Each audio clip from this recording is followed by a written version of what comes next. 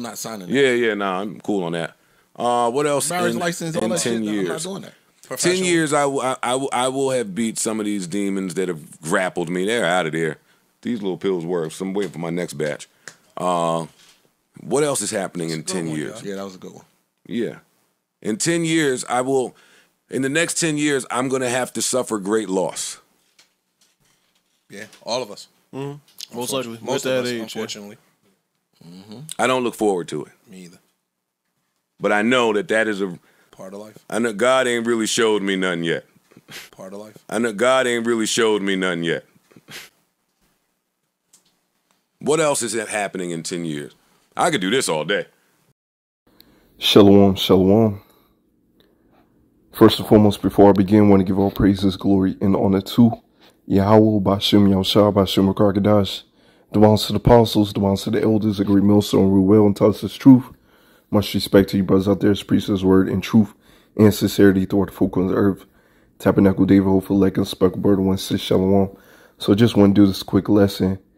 Saw this video earlier in the week and just sparked me in the spirit to do this lesson, man. Because Jake out there in the world, they're carnal. They're not taking heed to the prophets. They're not taking heed to the word of the Lord, man. You know, you're not supposed to be out here, so 10 years from now, you know, this is where we're going to be at in the world. No, you know, when you're spiritual, when you're moving spiritual, you understand, hey, the way that things is moving, we ain't got 10 years here. We do not have 10 years. All right. Prophecy is moving. The plagues is popping off. You ain't got 10 years here. And for Joe Budden, you know, listen to him here and there, for him to say that the Lord hasn't shown him anything. Well, as the scriptures say, he that heareth you, heareth me. All right, talking about the prophets. You out there doing the work, you pushing His word. All right, hey, Lord willing, you those men. All right, if they hear you out there on the highways and byways, or doing your sit downs, that's the Lord speaking through you, man. So without further ado, I'm going to go ahead and get some scriptures. This is Romans 8 and verse 5. For they that are after the flesh do mind the things of the flesh, but they that are after the spirit, the things of the spirit. All right. Showing you a distinction, man. If you are the flesh, you're going to do things after the flesh. If you're the spirit, you're going to be moving in the spirit. You're going to know what time it is, man. You're going to know that the Lord is speaking. The Lord speaks through the mouth of His prophets. Okay? Once again, for you to say that the Lord hasn't shown you anything, well, you're not listening, man. All right? Your eyes are darkened. Your ears are closed from hearing the word, the true word of the Lord, man. This is our verse 6. For to be carnally minded is death, but to be spiritually minded is life and peace. You see? Once again, another distinction, man. If you're moving through the spirit, you're going to have life and peace, man. Now, we know, as the scriptures say, that this is not a rest, man. If you pay attention, man, there's a lot of reasons why we got to get the heck up out of here, man. We got to get the heck up out of here. All right? The way that Esau, Edom, the so-called white man is moving, we got to get out of here. This man is pushing wickedness on a high level, trying to convert your people into being alphabet people. All right, contaminating the food, wanting for everybody to rent and not to own. We got to get the heck up out of here, man. All right, and eventually he wants, which they move into that really quick. He wants the people to get that charisma, man. That's coming. So to be carnally minded is death. That is going to be your end. To be spiritually minded, hey, Lord willing, we those men, you're going to get that spiritual power. You're going to eat. in the time of Jacob's trouble, you're going to be looking good, man. You're going to get that crown of glory, man. Let's get this right here. James 4 and verse 13. Go to now, ye that say, to the day or to the morrow, will you go into such a city and continue there a year and buy and sell and get gain, where ye know not what shall be on the morrow? All right, you don't even know what's going to be on the morrow, man. If you're going to even be here tomorrow, man, or the Lord's going to send you up to the spiritual realm. All right. For what is your life?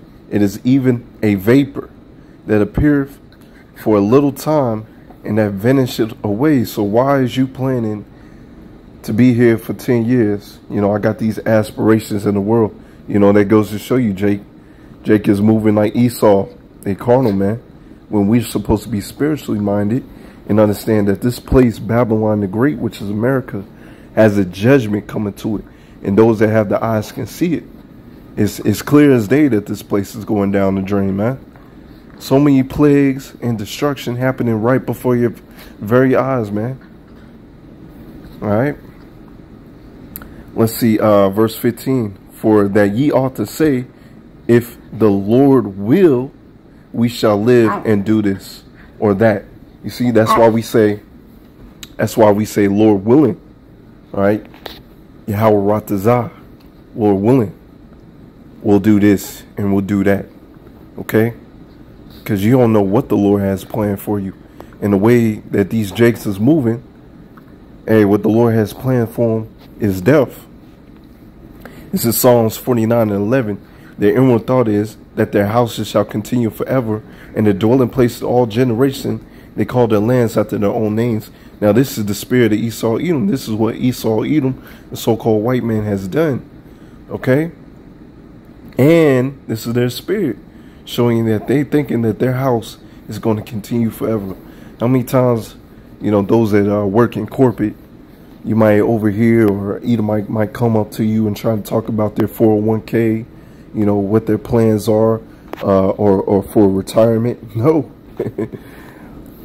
You know, while the whole time that they're talking to you, you know, I can speak for myself. I'm like, hey, your retirement plan is you building up our kingdom, man. Yeah, hey, your kingdom is through, right? This kingdom ain't gonna be here forever. Right? This is the time of the Gentiles ruling. This is the time where the devil will be loose for a little season to rule over us, to punish us. And then, hey, we're going to get back on top. All right, so no, your house is not going to continue forever. And Jake is in that same mindset, thinking that this is going to be the Holy Roman Empire, where Jake was ruling the Roman Empire, man. Going into what Esau Edom would call the Dark Ages, right, where Jake was ruling. Nah, man, this place has a judgment. Matter of fact, to back that up, Job 14 and verse 5, seeing his days are determined, the number of his months are with thee. Thou hast appointed his bounds that he cannot pass. You see that? So the Lord has a set time, date, everything, man. Lord knows when this man's kingdom is up, and when Yahweh is going to send his son to ultimately bring down this kingdom, man. Right now, the Lord is sending his prophets to spiritually speaking into existence. All right. This is James 4, and I'm starting at verse 4. All right, because the truth is out here, man, and we telling you what mindset, how to be spiritually minded, you know, how to move through this wicked ass kingdom, man. James 4 and verse 4, ye adulterers and adulterers, know ye not that the friendship of the world is enmity with power? Whosoever therefore will be a friend of the world is the enemy of Yahweh Shemel Shah. So if you're a friend of this world, you joining hand in hand with Esau Edom, you thinking that you're in the same mindset of Esau Edom, that this kingdom is going to last forever. Well, your enmity, your enemy with Yahweh Shemel Shah. Hey, that's just plain and simple. Can't sugarcoat it. Okay? Because this place has a judgment for touching the apple of his eye, of the Lord's eye. All right? For pushing all this wickedness. All right, having these other nations drunk off of the wine of Babylon. Okay. Verse 7, submit yourselves, therefore, to power. Submit yourselves.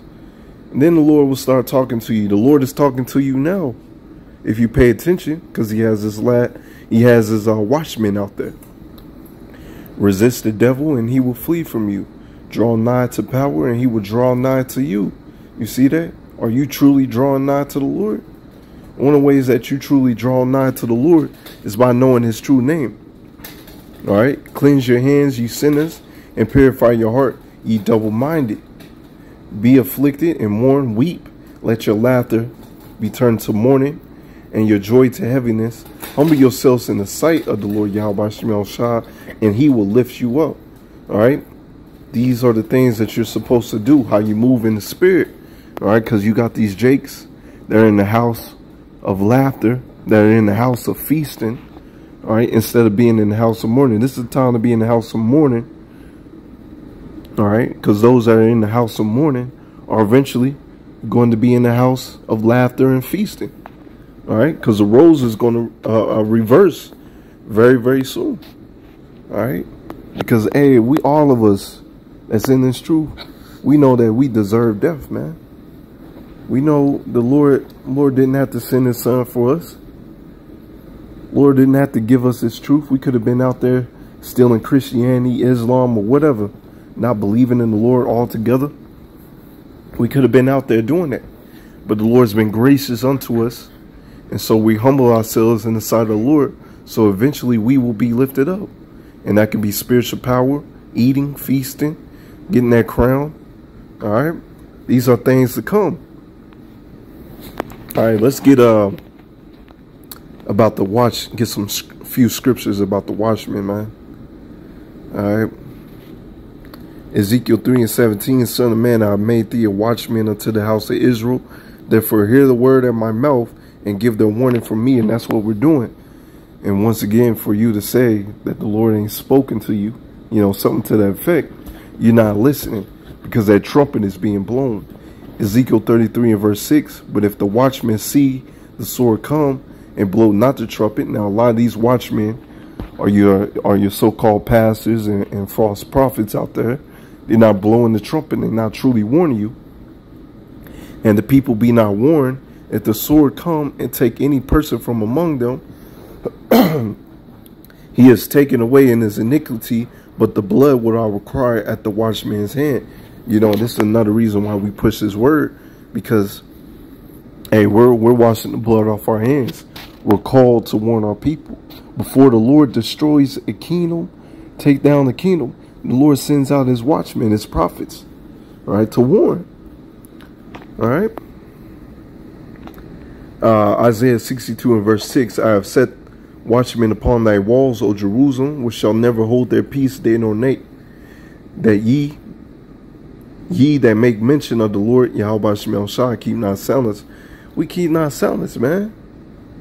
We giving, as you go into that same chapter, we're not giving the Lord any rest, man, until he establish and make Jerusalem a praise in the earth. All right. So you have no excuse that you have not heard about this word. As we talked about in the account, hey, this word is all over. You know, they even talked about it on ESPN and other platforms. Hey, we the talk of the town, man. Let's see. I may close it out right there. Let me see. Let's see if I get any more. This is Proverbs 8:34. Blessed is the man that heareth me and watching daily at my gates, waiting at the posts of my doors. You see that? All right. And Jake out there, they're not watching. They're not paying attention. All right. The prudent man foreseeth the evil and hideth himself. How does he hide himself? By getting into these scriptures, by pushing his word. All right. Being in the house of mourning, so the Lord can lift you up, give you that power and protection. All right. Matter of fact, Psalms 130:6, my soul waiteth for the Lord Yahweh Shem Shah more than they that watch for the morning. I say more than they that watch for the morning. All right? Because Jake is out there waiting to get that bag, man. Get that money. Get that feast. But we're waiting for the Lord so we can get the heck up out of here. It's so much wickedness out here. You got fentanyl, all right, people putting fentanyl on car doors and napkins and money. We got to get out of here. People abducting people in broad daylight. This ain't life, Jake. Esau Edom moving for everybody to rent and not own, polluting the air, polluting the food. This ain't life, Jake. So we got to get the heck up out of here, man. But I'm going to go ahead and close it right there. Lord, when it's edifying, I want to give all praises, glory, and honor to Yahweh Shem El Shah, Shem Karkadash, and the Wa Abba Shalom.